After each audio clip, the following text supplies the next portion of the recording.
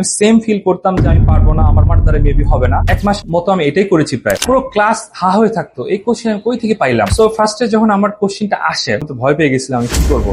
IELTS reading নিয়ে আমাদের প্রায় সবারই ভয় আছে, সবারই কাছে এটা খুবই দুঃসাধ্য একটা জিনিস মনে হয়। আমি সেম ফিল করতাম যে আমি পারবো না, আমার দ্বারা মেবি হবে না, কিন্তু আমি খুবই সিস্টেমেটিক্যালি এগিয়েছিলাম, যার ফলে আমি আইএলটিএস এ 8.5 পেয়েছি রিডিং এ। তো ফার্স্ট অফ অল আমি যখন আসি, রিডিং প্যাসেজ আমাকে বুঝতে বলা হয়েছিল, প্রত্যেকটা passage line by line word by word আমি বুঝেছিলাম। এটার জন্য আমি অনেক ওয়ার্ডের সিনোনিম পড়েছি, অনেক ওয়ার্ডের মিনিং পড়েছি।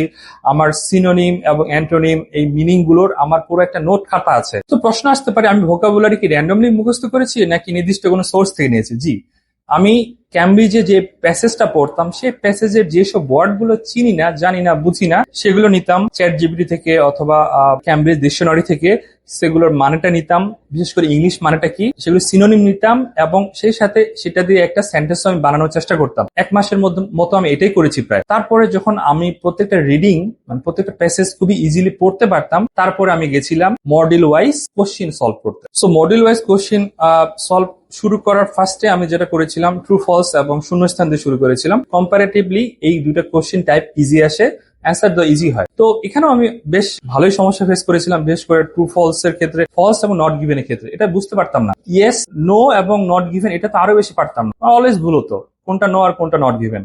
তো এটা আমার অনেক কষ্ট করা হয়ে লাগছে, অনেক কিছু শেখা লাগছে, স্যারকে অনেকবার রিকোয়েস্ট করা লাগছে যে স্যার এটা আমাকে আরেকবার বুঝিয়ে দেন, বুঝি না। তো বারবার করার ফলে মোটামুটি সলভ হয়ে গেছিল, যদি আমি 2-1টা মাঝে মাঝে ভুল করতাম, বাট বেশিরভাগ কোশ্চিন আমি পারতাম। তারপরে আমি গিয়েছিলাম বাকি যেগুলো ছিল, এবং এটার ভিতরে সবচেয়ে কঠিন যেটা লেগেছিল এটা হচ্ছে লিস্ট অফ হেডিংস, এটা ম্যাচিং করা অথবা স্টেটমেন্ট ম্যাচিং। লিস্ট অফ হেডিংটাই আমার সবচেয়ে বেশি ঝামেলা ছিল, আমি পারতাম না আসলে, বিকজ পুরো একটা প্যাসেজ পড়া লাগতো, সময় পাইতাম না, অনেক সময় প্যাসেজটা বুঝতাম না, অনেক সময় প্যাসেজ বুঝলেও প্যাসেজটা যে প্যারাফ্রেজ করা থাকতো, সামারাইজ করা থাকতো লিস্ট অফ হেডিং এর ভিতরে, এটা আমি বুঝতাম না। তো আমি এটা অনেক অনেক খাটছি, এটা নিয়ে সবচেয়ে বেশি মেবি টাইম স্পেন্ড করেছিলাম এই একটা জিনিসেই, বিকজ এটা অনেকগুলোই আসে পরীক্ষাতে, আমার টাইমও বেশি লাগছিল এখানে। এখানে একটা মজার জিনিস হচ্ছে পরবর্তীতে আমি বুঝলাম যে লিস্ট অফ হেডিং অনেক সময় ফুল পেসেজ পড়া লাগে না, একটা বা 2টা লাইন পড়লেও বোঝা যায় লিস্ট অফ হেডিং কি হতে পারে। বাট এই বুঝটা আসার জন্য আমার অনেক সময় লেগেছিল।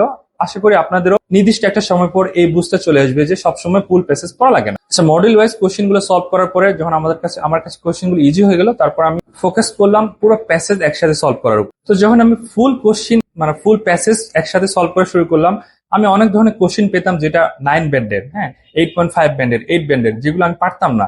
সো যেহেতু পারতাম না, আমি চ্যাট জিপিটি বলতাম, চ্যাট জিপিটি ভুল অ্যান্সার করতো, সেটা আমি স্যারের কাছে নিয়ে আসতাম, পুরো ক্লাস হা হয়ে থাকতো এই কোশ্চেন আমি কই থেকে পাইলাম, এটার অ্যান্সার কি হবে, কেমনে বের হবে, বিকজ অ্যান্সারটা সেরকমই, খুবই পেঁচানো কোশ্চেন, পেঁচানো অ্যান্সার। তো এভাবে সলভ করার পরে আমি ফুল একটা টেস্ট দিয়ে দেখলাম যে আসলে আমি পারি কিনা। এখানে আমি যে সমস্যাটা ফেস করলাম, আমি পারতেছি কিন্তু সময় লাগতেছে 1.5 ঘন্টার মতো।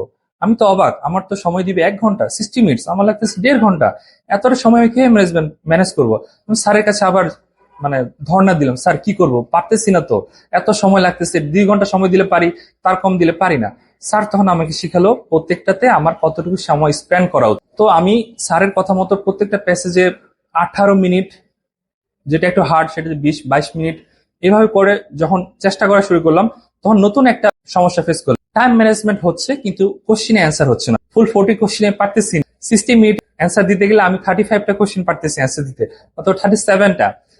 এটা আসলে সলভ হবে করতে করতে, এটা আমার হয় নাই। স্যারকে বলছে এটা করতে করতে হবে, এটা আপনার একদিনে হবে না। এটা করতে আমার অনেক সময় লেগেছিল, প্রায় পরীক্ষার আগ পর্যন্ত আমাকে এটা চালিয়ে যেতে হয়েছে। প্রায় প্রতিদিনই আমি প্র্যাকটিস করতাম, প্রতিদিন চেষ্টা করতাম একটা করে এক্সাম দিতে 1 আওয়ারের, হ্যাঁ। তারপরে কোশ্চেন গুলো অ্যানালিসিস করতাম, প্রত্যেকটা অ্যান্সার, এটা হচ্ছে বিভিন্ন ওয়েবসাইট থেকে আমি পরীক্ষা দিতাম, অথবা আমাদের যে বইগুলো আছে ক্যামব্রিজের, সেই প্রত্যেকটা বই আবার সলভ করতাম, অ্যান্সার দিতাম। সো এটা ছিল আমার প্রস্তুতি পর্ব। এখন আসি এক্সামের দিনে কি করেছিলাম। সবাই তো নার্ভাস থাকে, আমি অনেক নার্ভাস ছিলাম, আমরা ঘামতেছিলাম রীতিমতো।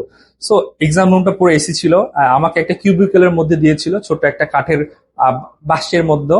ওখানে আমার নিজস্ব সেট আপ ছিল এবং আমার ইনভিজিলেটর ছিল, টিচার ছিল যারা ভাড়া দিচ্ছিল। সো ফার্স্টে যখন আমার কোশ্চিনটা আসে, তো আমি তো ভয় পেয়ে গেছিলাম আমি কি করব। তারপরে একটু জোরে শ্বাস নিয়ে একটু নিজেকে শান্ত করলাম, হ্যাঁ। তারপরে আমার যেভাবে প্র্যাকটিস করেছি এতদিন, গত 6 মাস 7 মাস 8 মাস ধরে, এই সবগুলো একসাথে একইভাবে আমি কাজে লাগানোর চেষ্টা করলাম। প্রথমত আমি নিজেকে উত্তেজিত হতে দেই নাই, সবসময় নিজেকে স্থির রাখার চেষ্টা করছি, মাথা ঠান্ডা রেখে অ্যান্সার দেওয়ার চেষ্টা করেছি। আমার ইনশাল্লাহ আলহামদুলিল্লাহ ভালো ছিল। ফার্স্টের যে প্যাসেজটা ছিল ইজি ছিল। আমার এখানে অনেক কম সময় লেগেছিল, 15 মিনিটস এর মধ্যে আমি পেরেছিলাম, বিকজ ইজি ছিল। সবার ক্ষেত্রে যে ফার্স্ট প্যাসেজ ইজি থাকবে তা না, বাট আমার ক্ষেত্রে ছিল। তো তারপরে যখন আমি সেকেন্ড প্যাসেজ যাই, আমার কাছে মনে হয়েছিল হ্যাঁ আমি পারতেছি, মানে যে ফার্স্ট প্যাসেজ আমার জন্য ইজি ছিল, এই জন্য সেকেন্ড প্যাসেজটা মনে হচ্ছিল ইজি হবে। হ্যাঁ আমি পেরেছিলাম। থার্ড প্যাসেজটা আমার জন্য অনেক কঠিন ছিল, অনেক কঠিন ছিল। এখানে আমাকে অনেক সময় দিতে হয়েছে। এখানে ওই যে বলছিলাম না আমার হেডিং ম্যাচিং এর সমস্যা ছিল, ঠিক সেম প্রবলেম আমি ফেস করেছিলাম এক্সামে। হেডিং ম্যাচিং হচ্ছিল না। 6টা ছিল, 3টা পেরেছি, আর 3টার মধ্যে কেন কনফিউশন লাগতেছে, এই প্যাসেজ বি হবে নাকি প্যাসেজ সি হবে, কোনটা হবে। মানে একটা প্যাসেজ আমাকে 2বার 3বার পর্যন্ত পড়া লাগছে। সো এটা যদি আমার সময় ম্যানেজমেন্ট করতে না শিখতাম, এটা আমি পারতাম না। প্রত্যেকটা কোশ্চিন আমাকে দ্বিতীয়বার মিলাইতে হয়েছে যে আসলেই আমি যে প্রথম 3টে দিয়েছি এটা কি আসলে এই 3টা হবে, লাস্টের 3টে যেটা গোলমাল লাগতেছিল এটা কোনটা হবে, বি নাম্বার প্যাসেজটা হবে নাকি সি নাম্বার প্যাসেজটা হবে। তো সবচেয়ে বেস্ট যেটা হয় এটা আমি আসলে উপরওয়ালার নাম করে দিয়ে দিয়েছি। তো ওভারঅল আমার জার্নিটা অনেক ইন্টারেস্টিং ছিল, অনেক লং ছিল, এবং আমি কখনোই হাল ছাড়ি নাই। অনেক কঠিন ছিল যদিও, বাট আমি হাল ছাড়ি। আপনারা যারা এখনই ভয় পাচ্ছেন, শুরু করছেন, দেখতেছেন অনেক কঠিন, কিছু বুঝতেছি না, কিছু পারতেছি না, স্যার কি বলে মাথার উপর দিয়ে যায়, সময় অল্প, 1 মাস 1.5 মাস হয়ে যাচ্ছে, কিছুই পারতেছি না, জি না ভাই, হাল ছাড়িয়েন না। এটা 6 মাস 8 মাসও যদি লাগে লাগুক, বাট হবে। আমার হয়েছে, আপনাদেরও হবে।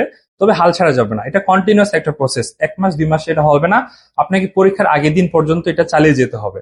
ধীরে ধীরে এটা আপনার অগ্রসর হবে, আপনি পারবেন। এবং এই ক্ষেত্রে যা যা হেল্প লাগে প্রয়োজন, আমরা তো আছি, চিন্তা কিসে, চলে আসেন।